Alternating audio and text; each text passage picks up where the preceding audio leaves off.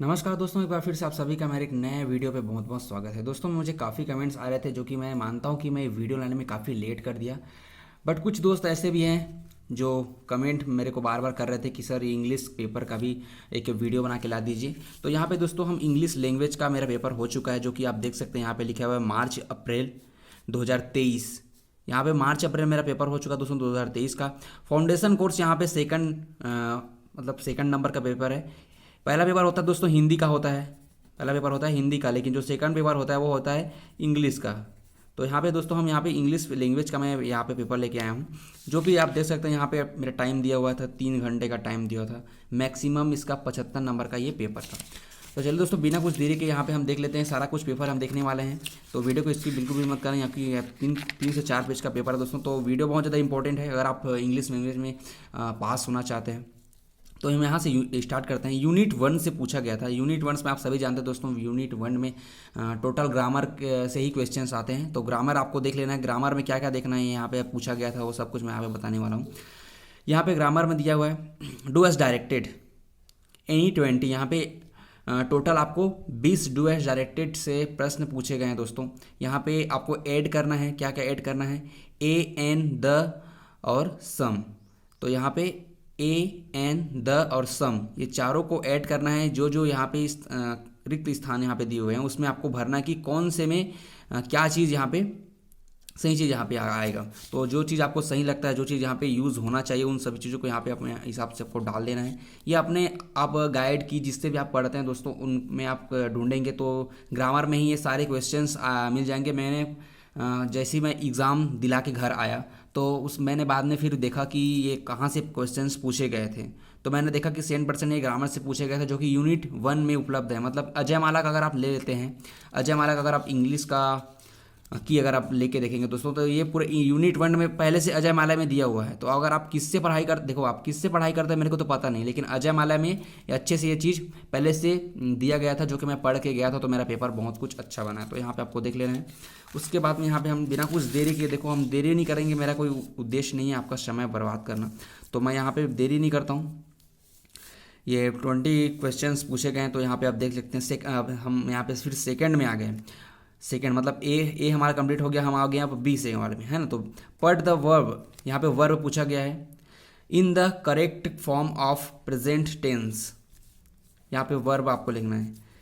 तो यहाँ पे आप देख सकते हैं c take up the new job. तो इसको जो जी करना है, यहाँ पे वर्ब में क्या क्या पूछा गया है मैं भूल गया वैसे। तो आपको देख लेना कि क्या क्या चीज़ें पूछा गया, क्या क्या चीज़ नहीं। यहाँ पे आप स्क्रीनशॉट ले लीजिए, अपने की गाइड से आप ढूंढ लीजिए, वहाँ पे आपको आंसर्स मिलने वाला है। मैं यहाँ पे आंसर्स नहीं बताने वाला दोस्तों, क्योंकि आंसर्स बताऊंगा तो मैं बहुत मेरे को ढूंढना पड़ेगा और वीडियो काफ़ी ज़्यादा लंबा हो गया। 20 से 40 मिनट का वीडियो बन जाएगा, 20 का मिनट का वीडियो तो यही बन जाएगा। तो यहाँ पे 1 घंटे का कम से कम ये वीडियो बन जाएगा। तो यहाँ पे 1 घंटा मेरे को टाइम नहीं है, जो कि अपलोड करने में बहुत टाइम लगता है, और 1 घंटे का वीडियो कोई देखता भी नहीं है। फिर हम यहाँ पे सी में आ गए, fill in the blanks with appropriate modals. तो यहाँ पे फिर 3 पूछे गए हैं। तो मतलब इतने सारे जो ग्रामर पूछे गए दोस्तों, इतने सारे जो ग्रामर पूछे गए हैं, तो सारे में से आपको 20 क्वेश्चंस ही आपको बनाने हैं। तो अलग अलग खंड वाइज पूछा गया है, A B C D E F G H ऐसा करके पूछा गया है। तो सब में क्या क्या चीज़ करना है, यहाँ पे ऊपर में लिखा हुआ है fill in the blanks with preposition wherever necessary, है ना। तो यहाँ पे आपको ये जो चीज़ पूछा गया है उसके हिसाब से आपको हल करना है। तो यहाँ पे हम देख सकते हैं दोस्तों ये 2023 का पेपर है, जो कि मेरा पेपर हो चुका है। तो आप सभी के सपोर्ट के लिए मैं वीडियो लेके आया हूँ दोस्तों, क्योंकि आपका भी तो हो सकता है 2023 में इसी प्रकार से प्रश्न आ सकते हैं। मानता हूँ कि कुछ यूनिवर्सिटी का पेपर्स हो चुका है। यहाँ पे 50% यूनिवर्सिटियों का, 50% से भी ज़्यादा यूनिवर्सिटियों का यहाँ पे इंग्लिश लैंग्वेज का पेपर हो चुका है। तो ये मेरे वीडियो लाने में मैंने काफ़ी लेट कर दिया, लेकिन अगले साल जैसे कि 2023, 24, 25 वाले छात्रों के लिए ये वीडियो बहुत ज़्यादा इंपॉर्टेंट हो सकता है। और अभी कुछ यूनिवर्सिटियों का पेपर अभी बाकी है, जो कि मंडे को है। तो यहाँ पर आप देख सकते हैं। फिर हम यहाँ चौथे पेज पर आ गए। 8 नंबर के यहाँ पे प्रश्न पूछा गया है, match the verb in list A with the antonyms in list B. मतलब यहाँ पे आपको जोड़ी मिलाना है। मतलब ए का कौन सा आएगा, बी का कौन सा आएगा, सी का कौन सा आएगा। तो यहाँ पे आपको उल्टा शब्द लिखना है। उल्टा मतलब जैसे कि दिन का रात होता है ना, जैसे सेम जैसे कि इंग्लिश ग्रामर में जो चीज़ पूछा जाता है दोस्तों, जैसे कि हिंदी ग्रामर में जो चीज़ हमारे होते हैं, दिन का रात हो गया और राजा का रानी हो गया, माता का पिता हो गया, ऐसे मतलब जोड़ी वाला शब्द। तो यहाँ पे उसका इसका जो जो चीज़ है पास का क्या आ जाएगा, फिर यहाँ पे देख ले। जैसे कि यहाँ पे मैं कुछ बता देता हूँ, जैसे कि यहाँ पे लॉन्ग का यहाँ पे शॉर्ट, लॉन्ग का शॉर्ट, और स्लो का फास्ट होगा शायद। जैसे कि यहाँ पे देख लो, यहाँ पे पुअर का रिच मतलब गरीब से अमीर। तो इस प्रकार से आपको जोड़ी मिलाना है। टोटल ये 8 नंबर का है दोस्तों, यहाँ पे आप देख सकते हैं 8 नंबर का है। तो 8 में से ये कितना दुआ है, 1 2 3 4 5 6 7 8, मतलब 8 में से आपको टोटल पूरा 8 में से 8 बनाना है। फिर यहाँ पे हम सी में आ गए। फिर सारा कुछ वही है, यहाँ पे सिर्फ विलोम शब्द पूछा गया है।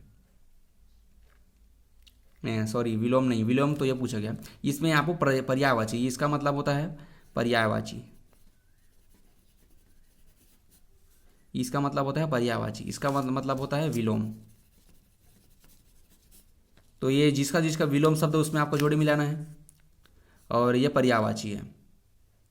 तो पर्यायवाची में भी आप देख सकते हैं यहाँ पे ABCD ये भी 7 नंबर का है दोस्तों। यहाँ पे 7 प्रश्न पूछे गए हैं।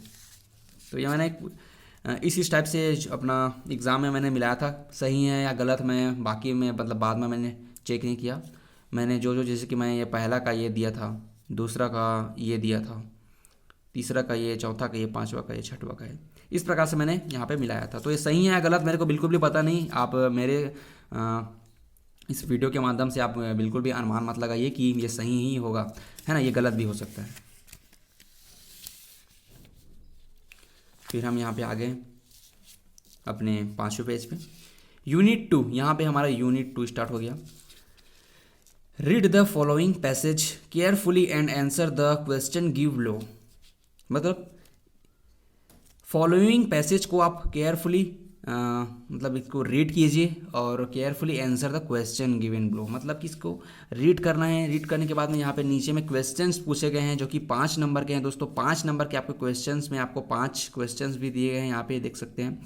तो पाँचों के पाँचों को आपको यहाँ पे हल करना है इस पैसेज के थ्रू। मतलब इस पैसेज में आपको ये तो आप 6वीं 7वीं 8वीं 9वीं 10वीं से करते आ रहे हैं, आपको पता होगा, बच्चों का खेल है ना। तो इसमें आपको ढूंढ लेना है आंसर्स। तो इस प्रकार से पूछे गए थे दोस्तों 2023 में। हो सकता है कुछ पैसेज फेरबदल भी कर देते हैं, मतलब हर हमेशा एक ही पैसेज नहीं पूछे जाते हैं। उसके बाद दोस्तों यहाँ पे हम 6 नंबर पे पेज पे आ गए। यहाँ पे यूनिट 3 में, यूनिट 3 से जो प्रश्न पूछे गए थे, प्रश्न नहीं एक प्रकार से यहाँ पे एक आपको एक टॉपिक दे दिया गया है। यहाँ पे 1 2 3 4 टॉपिक दिए हुए हैं। इंडियन आर्ट, है ना, fundamental duties, Gandhi on the west, मतलब गांधी जी, महात्मा गांधी जी का जो वेस्ट में जो भी रैली वगैरह निकला था उनके बारे में, सेविंग और इन्वॉल्वमेंट, इसके बारे में एक पैराग्राफ लिखना है जो कि 150 वर्ड्स में आपको कंप्लीट करना है, जो कि 10 नंबर का है।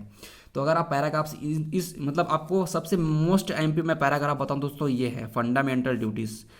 बाकी कुछ आए या ना आए, लेकिन ये फंडामेंटल ड्यूटीज़ आते हैं, मैंने देखा है।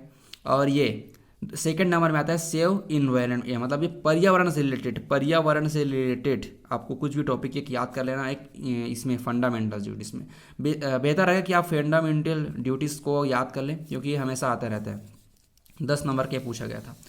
यूनिट 4 से फिर पूछा गया था 10 नंबर का, फिर से write at 2 of the following letters. मतलब आपको 2 लेटर्स लिखने हैं, A और B। तो A में भी अथवा दिया हुआ है और B का भी अथवा दिया हुआ है। तो दोनों 5-5 नंबर का है। तो यहाँ पे दोनों 5-5 नंबर का, टोटल यहाँ पे 10 नंबर का फिर से पूछा गया है। फिर हम यूनिट 5 में आ गए, जो कि लास्ट बचा हुआ है। Answer any 5 of the following questions. ये भी एक क्वेश्चन 3 नंबर का है। तो 3 नंबर का 3 पंचे 5, मतलब कि 3 पंचे 15। तो यहाँ पे 5 क्वेश्चंस पूछे गए हैं। तो यहाँ पे टोटल 15 नंबर का क्वेश्चन हो गया। एक क्वेश्चन 3 नंबर का है, तो 3 पंचे 15 नंबर का क्वेश्चन यहाँ पे पूछा गया है। तो क्वेश्चन भी हम देख लेते हैं, स्क्रीनशॉट लेते जाइए दोस्तों। वीडियो को लाइक कर दिए, चैनल को सब्सक्राइब करके रख लीजिए, क्योंकि ऐसे इंपॉर्टेंट वीडियो हमेशा मेरे चैनल पे आने वाले हैं। आप कमेंट कीजिए कौन से टॉपिक पे बनाना है, कौन से पेपर के बारे में बनाना है, सारा कुछ कैसे भी करके उस पेपर के बारे में ज़रूर मैं एक बार कोशिश करूँगा कि मैं वीडियो लेके आऊँ। तो चैनल को सब्सक्राइब करके रख लेना। यहाँ पे आप देखते हैं, हम देखते हैं यहाँ पे answer any 5 of the following questions, है ना। What are the 2 qualities of the mind, ये वाला क्वेश्चन हमेशा आता है दोस्तों। Presented in the poem where the mind without fear,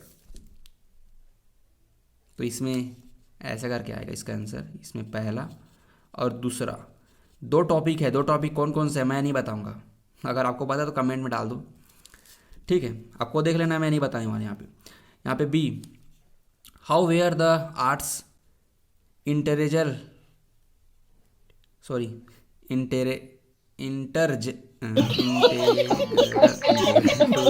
life in the Indian past. What was the slogan Tilak gave to the Indian masses?